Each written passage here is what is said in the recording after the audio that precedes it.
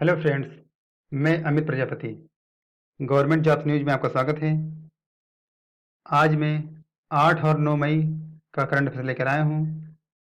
अगर चैनल को अभी तक सब्सक्राइब नहीं किया है तो प्लीज़ चैनल को सब्सक्राइब कीजिए और बेल आइकन को प्रेस कीजिए। Subscribe now and press the bell icon. Never miss an update. PDF का लिंक मैंने नीचे डिस्क्रिप्शन में दे दिया है, जहाँ से आप इसे डाउनलोड कर सकते हैं। ये रहा पहला क्वेश्चन। हाल ही में किसे इराक के प्रधानमंत्री के रूप में नियुक्ति प्रदान किया गया है? इस क्वेश्चन के ऑप्शंस हैं अदनान अल जरफी, मुस्तफ़ा अल कदीमी, मुस्तफ़ा काधेमी, आदेल अब्दुल मेहंदी। दोस्तों, इस क्वेश्चन का सही आंसर हो जाएगा मुस्तफ़ा कादेमी, और ये है मुस्तफ़ा कादेमी।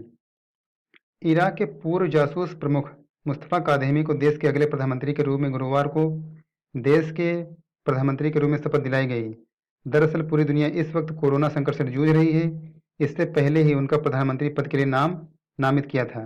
हफ्ते भर की तनावपूर्ण राजनीतिक वार्ताओं के बाद उन्हें शपथ दिलाई गई है, क्योंकि देश को कोरोना वायरस महामारी के चलते गंभीर आर्थिक संकट का सामना करना पड़ रहा है।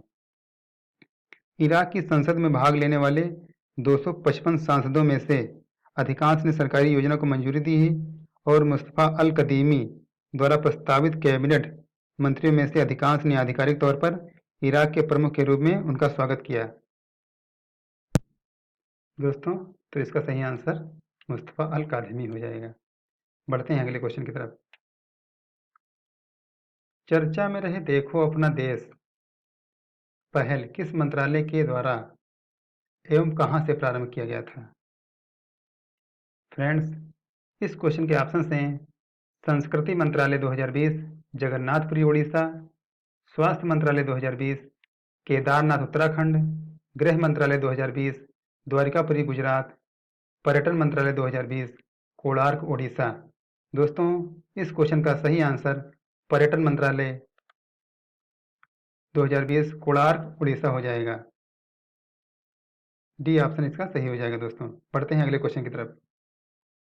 हाल ही में किस संस्था के द्वारा लोगों के विस्थापन से जुड़ी लास्ट एवं एट होम रिपोर्ट जारी की गई है? दोस्तों, इस क्वेश्चन के ऑप्शन हैं संयुक्त राष्ट्र बाल कोष यूनिसेफ, संयुक्त राष्ट्र खाद्य एवं कृषि संगठन यूएनएफएओ, संयुक्त राष्ट्र मानवाधिकार परिषद यूएनएचआरसी, संयुक्त राष्ट्र संघ यूएनओ। फ्रेंड्स, इस क्वेश्चन का सही आंसर हो जाएगा संयुक्त राष्ट्र बाल कोष यूनिसेफ।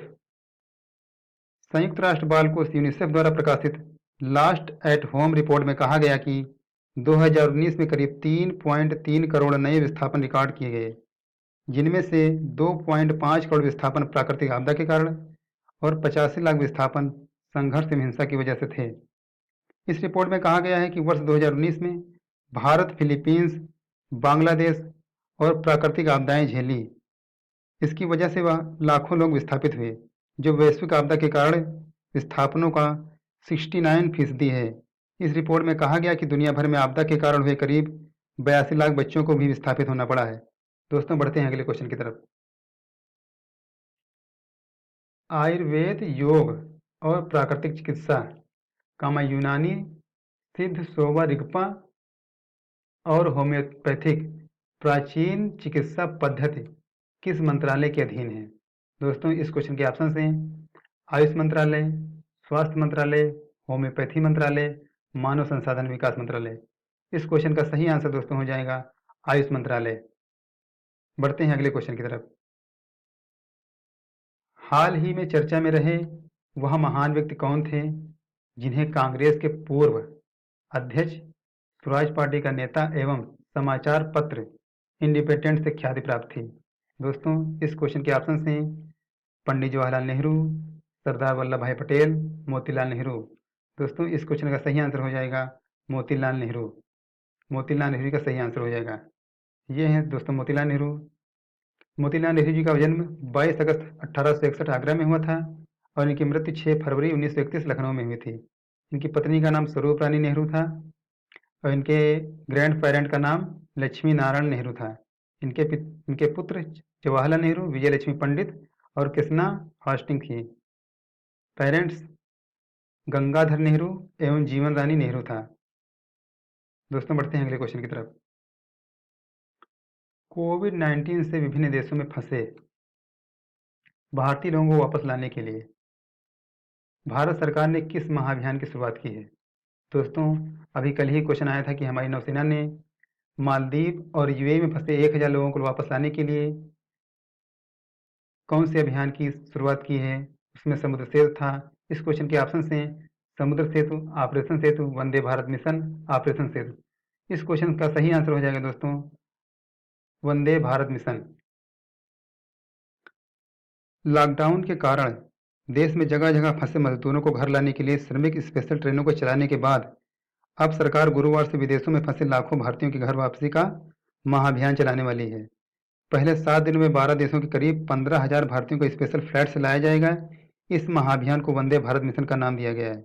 इसके अलावा नेवी को भी इस महाअभियान में उतारा गया है। मालदीव से करीब 1000 भारतीयों को लाने के लिए इंडियन नेवी ने मंगलवार को ही समुद्र सेतु अभियान लॉन्च कर दिया था। यानी सरकार भारतीयों की वापसी के लिए नभ और जल के रास्ते बड़ा अभियान चलाने जा रही है। दोस्तों ये बहुत ही बड़ा अभियान है जिसमें 12 देश के लिए 12,000 भारतीयों को 64 स्पेशल फ्लाइट से लाया जाएगा। दोस्तों बढ़ते हैं अगले क्वेश्चन की तरफ। फ्रेंड्स इसका सही आंसर हो जाएगा 1951 स्विट्जरलैंड। दोस्तों बढ़ते हैं अगले क्वेश्चन की तरफ। भारत सरकार ने COP21 में किस वर्ष तक उत्सर्जन तीव्रता को 2005 के मुकाबले 33 से 35% तक कम करने का लक्ष्य रखा है? इस क्वेश्चन के ऑप्शन हैं दोस्तों 2020, 2022, 2030 और 2025। दोस्तों इस क्वेश्चन का सही आंसर हो जाएगा 2030। फ्रेंड्स बढ़ते हैं अगले क्वेश्चन की तरफ। चर्चा में रहे मृदा स्वास्थ्य कार्ड सॉइल हेल्थ कार्ड को सर्वप्रथम कब एवं कहाँ लागू किया गया था? दोस्तों क्वेश्चन थोड़ा पुराना है लेकिन परीक्षा की दृष्टि से चर्चा में रहा है इसलिए बहुत ही इंपॉर्टेंट है। दोस्तों इस क्वेश्चन के ऑप्शन हैं 19 फरवरी 2015 सूरतगढ़ राजस्थान, 20 मार्च 2019 वाराणसी उत्तर प्रदेश, 15 फरवरी 2020 भोपाल मध्य प्रदेश, 20 अक्टूबर 2018 कोटा राजस्थान। इस क्वेश्चन का सही आंसर 19 फरवरी 2015 सूरतगढ़ राजस्थान हो जाएगा। बढ़ते हैं अगले क्वेश्चन की तरफ। अप्रैल माह के लिए IHS market India services business equity index PMI सेवा कितना रहा? दोस्तों इंडेक्स वाले क्वेश्चन ज़्यादातर इंपॉर्टेंट होते हैं। इस क्वेश्चन के ऑप्शन हैं 6.4, 5.4, 8.4 एंड 3.4। इस क्वेश्चन का सही आंसर हो जाएगा 5.4। ये रहा अगला क्वेश्चन। चर्चा में रहे आरोग्य सेतु अनुप्रयोग किन संस्थाओं की संयुक्त पहल है? दोस्तों अभी हाल ही में कुछ विपक्ष के नेताओं ने इस आरोग्य सेतु पर आरोप लगाते हुए निजता के मामले में सुप्रीम कोर्ट में याचिका दायर की थी। दोस्तों इस क्वेश्चन के ऑप्शन हैं सूचना एवं प्रसारण मंत्रालय NIC और नीति आयोग, इलेक्ट्रॉनिक्स एवं IT मंत्रालय NIC और नीति आयोग, विज्ञान एवं तकनीकी मंत्रालय NIC और नीति आयोग, कानून एवं न्यायिकता मंत्रालय NIC और नीति आयोग। फ्रेंड्स इस क्वेश्चन का सही आंसर इलेक्ट्रॉनिक्स एवं IT मंत्रालय NIC और नीति आयोग होगा। कांग्रेस नेता राहुल गांधी ने बीते शनिवार को आरोप लगाया था कि आरोग्य सेतु ऐप एक अत्याधुनिक निगरानी प्रणाली है जिससे निजता एवं डेटा सुरक्षा को लेकर गंभीर चिंता पैदा हो रही है। उन्होंने कहा था प्रौद्योगिकी हमें सुरक्षित रखने में मदद कर सकती है लेकिन कोविड-19 के इस डर का इस्तेमाल नागरिकों की सहमति के बगैर उन पर नजर रखने के लिए नहीं किया जाना चाहिए। इसमें सरकार ने अपने पक्ष रखे हैं। यह सुरक्षित एवं इसमें डेटा इनक्रिप्टेड है। मोबाइल ऐप किसी व्यक्ति के संक्रमित होने की स्थिति में उसके संपर्क में आए लोगों का पता लगाने में भी मदद करता है। सबसे महत्वपूर्ण बात यह है कि डेटा नियमित डेटा 30 दिनों के लिए रहेंगे और यदि आप संक्रमित होते हैं तो यह 45 से 60 दिनों तक ले रहेगा। इस ऐप को मोबाइल फ़ोन से हटाने का विकल्प हमेशा ही उपलब्ध है। उन्होंने कहा आरोग्य सेतु ऐप स्मार्टफोन के लिए है, फीचर्स फ़ोन के लिए हमने आरोग्य सेतु IVS विकसित किया है। यह ऐप निजता की सुरक्षा और डेटा सुरक्षा के संदर्भ में पूरी तरह से मजबूत है। बढ़ते हैं फ्रेंड्स अगले क्वेश्चन की तरफ। हाल ही में चर्चा में रहे गंगा जल में पाए जाने वाले जीवाणु भोजी वायरस का नाम बताइए। ऑप्शन से hanta virus, Ebola virus, corona virus और निंजा वायरस। दोस्तों इसका सही आंसर हो जाएगा निंजा वायरस। गंगा मिशन के एक वरिष्ठ अधिकारी ने बताया, हमें प्रस्ताव जिस रूप में मिले थे उन्हें हमने आईसीएमआर में को भेज दिया। गंगा मिशन को मिले प्रस्तावों में एक दावा किया गया है कि गंगा जल में निंजा वायरस होता है जो जीवाणु भोजी है। एक अन्य प्रस्ताव में दावा किया गया है कि शुद्ध गंगा जल शरीर की रोग प्रतिरोधक क्षमता को बढ़ाता है, इससे वायरस से लड़ने में मदद मिलेगी। विस्तृत जानकारी के साथ तीसरे प्रस्ताव में अनुरोध किया गया है कि गंगा जल के विषाणु रोधी और रोग प्रतिरोधक क्षमता को बढ़ाने के लिए गुणों पर अध्ययन किया जाना चाहिए। गंगा मिशन के अधिकारियों ने कहा कि उन्हें अपने प्रस्तावों पर अभी तक आईसीएमआर ने कोई आधिकारिक उत्तर नहीं मिला है। बढ़ते हैं दोस्तों अगले क्वेश्चन की तरफ। चर्चा में रहे राष्ट्रीय पर्यावरण अभियांत्रिकी अनुसंधान संस्थान नीर की स्थापना कब हुई एवं इसका मुख्यालय कहाँ स्थित है। दोस्तों इस क्वेश्चन के ऑप्शन हैं 1958 नागपुर, 1955 महाराष्ट्र, 1960 बेंगलोर, 1950 जयपुर। दोस्तों इस क्वेश्चन का सही आंसर हो जाएगा 1958 नागपुर। बढ़ते हैं अगले क्वेश्चन की तरफ। विशाखापट्टनम में एलजी पॉलीमर्स कंपनी से किस विषैली गैस का रिसाव हुआ है।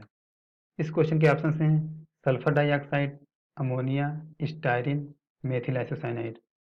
दोस्तों अभी कल ही विशाखापट्टनम में एलजी पॉलीमर्स कंपनी से एक गैस का रिसाव हुआ, इससे 11 लोगों की मौत हो गई है। उस गैस का नाम है स्टायरिन। इसका ऑप्शन सी सही हो जाएगा।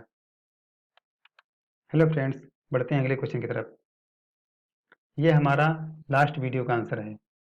संयुक्त राष्ट्र व्यापार एवं विकास सम्मेलन UNCTAD का मुख्यालय कहाँ है।